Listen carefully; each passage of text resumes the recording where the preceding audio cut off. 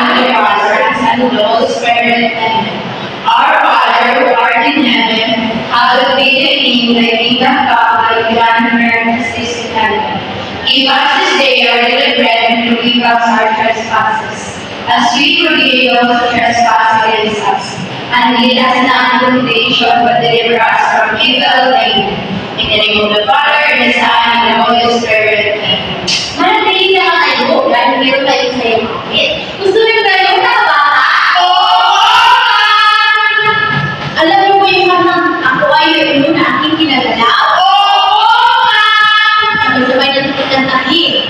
Ako ay mayroon na aking ginagalaw. Aking ginagalaw, aking ginagalaw. Ako ay mayroon na aking ginagalaw. Salamat sa aking may kapal. Ako ay may balikat na aking ginagalaw. Aking ginagalaw, aking ginagalaw. Ako ay may balikat na aking ginagalaw. Salamat sa ating may kapal. Ako ay may baywang na aking ginagalaw.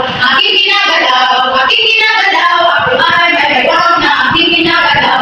Salamat sa ating may kapal. Ako ay may tungkol na aking ginagalaw. Aking ginagalaw, aking ginagalaw. Ako ay may tungkol na aking ginagalaw. Salamat sa ating may kapal. Ako ay may paan na aking ginagalaw. Aking ginagalaw, aking ginagalaw. Ako ay may paan na aking ginagalaw. Salamat sa ating may kapal. Ako ay may ulo, may balikat, may baywang, may tungkol, may paan na aking ginagalaw. Aking ginagalaw, aking ginagalaw. Ako ay may ulo, may balikat, may baywang, may tungkol, may paan na aking ginagalaw. Salamat sa ating may kapal. Mga bata, parang kayo po, muli yung mga alat na sa ilalim ng lutuan. Ibig sabihin yung mga kapal.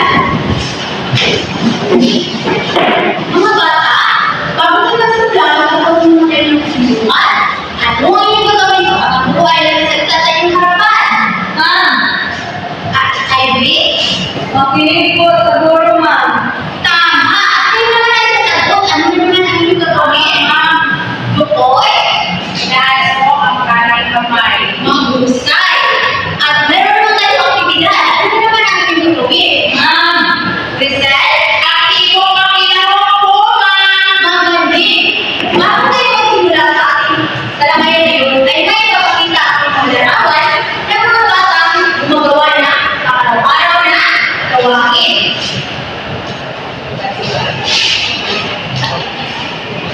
Ano ang ginagawa ng mga batang? Dugoy? Nalilito po ang batang, ma'am. Tama! Sa pangalawang larawan ng batang, Ivy? Kumakain po ang bata, ma'am. Tama! At sa pangatlong larawan ng buwan, ma'am. Zen? Nawawalis po, ma'am. Mahusay. Ginagawa niyo rin ba ito araw-araw? Oo, ma'am! Magaling. Sa tingin niyo, ano kaya ang batang atin sa talakayan ngayong hapon? Ma'am! Ivy?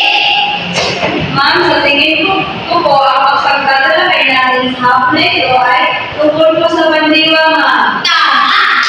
Para malaman natin kung ano ang bagsang atin sa talakay ngayong hapon, ay hatin mo kayo sa dalawang pangkat. Ito ang unang pangkat at dito rin ang ikalawang pangkat. Bawat pangkat, bibigyan ko kayo ng sobre. Sa loob ng sobre ay may pinagluhan ng mga salita na kailangan nyo itong buuin. At kung sino ang pangkat at unang makatapos ay bigyan ko na ang premyo.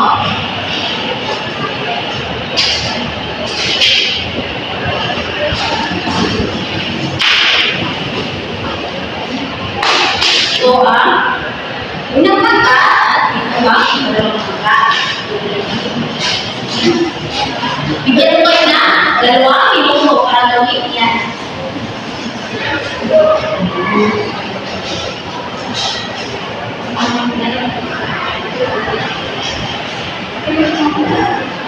Saan gawin ni Teacher? Dito po sa harap.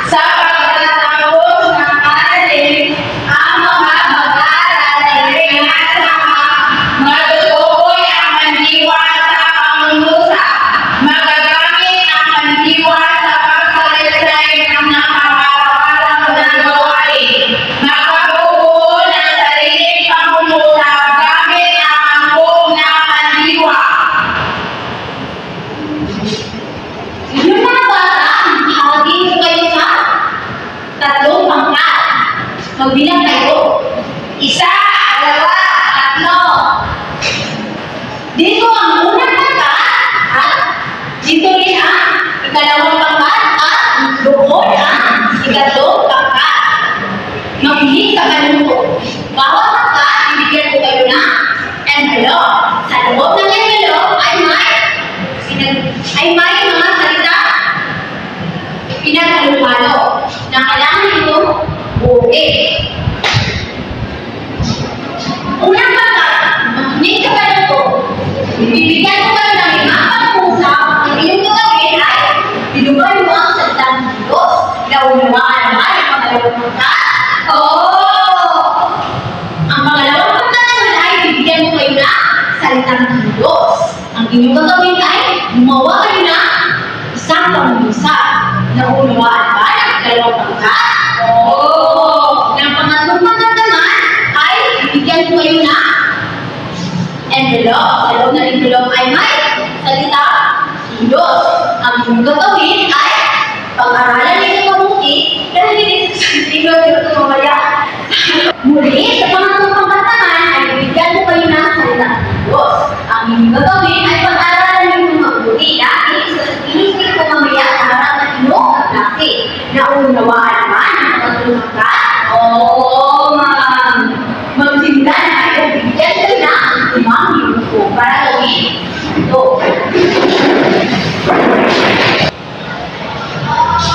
So, ang unang pangkat, ikalawang pangkat, ito naman ang tatlong pangkat. Tapos na po ba kayo mga bata? Ngayon, pakinggan natin ang unang pangkat. Magandang umaga sa ating lahat. Ito po ang lukuan. Kumain si Maria ng masarap na adobo. Kumain yung binugan ko. At si Alipina ay naglilinis ng kanilang bakuran tuwing umaga. Kaya ang binugan ko ay ang naglilinis kasi ito ang salitang kilos. Masayang nagluluto na pananghalian si nanay para sa kanyang pamilya. Ang binugan ko dito ay nagluluto. Araw-araw nagwawali si tatay sa harap ng bahay para malinis ang aming bakuran. Binugan ko dito ang nagwawali. Panglima, ang mga bata ay masayang naglalaro sa party. Kaya ang binilugan ko ay ang salitang naglalaro. Kinama ko. Bigyan natin na mga bata, pangkat isa. 1, 2, 3. Ngayon, sa pangalawang pangkat naman, ating pakinggan.